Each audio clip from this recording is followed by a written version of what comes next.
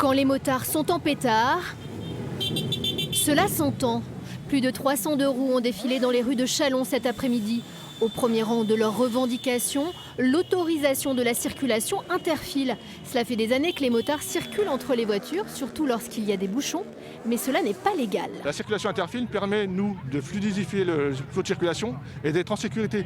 Si une moto se trouve entre deux véhicules et qu'un des véhicules, le véhicule suivant, ne s'arrête pas, on se fait écraser comme une vulgaire galette. Alors, sachant que la circulation interfile, il ne faut pas la prendre comme celle qu'on voit dans certains reportages télé, où les gens sont au plein de balles et remontent les fils.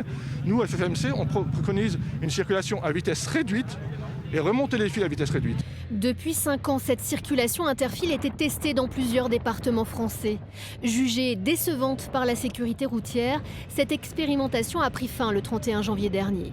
Sur les 3000 km de route concernés par le test, le nombre d'accidents de deux roues a augmenté de 12%. Une analyse des risques que ne partagent pas ces motards en colère. On a des tas de PV, des répressions, des radars. Et à côté de ça, on a des chaussées qui sont dans un état pitoyable. Donc pour moi, la sécurité, elle commence déjà par là. Ayons des chaussées déjà en bon état. Il faut quand même bien se dire, c'est que maintenant, on a de plus en plus de trous imposants sur les chaussées. Donc une voiture qui va passer dans un trou va être secouée. Bon, à la limite, va peut-être abîmer un pneu. Un motard, il est éjecté.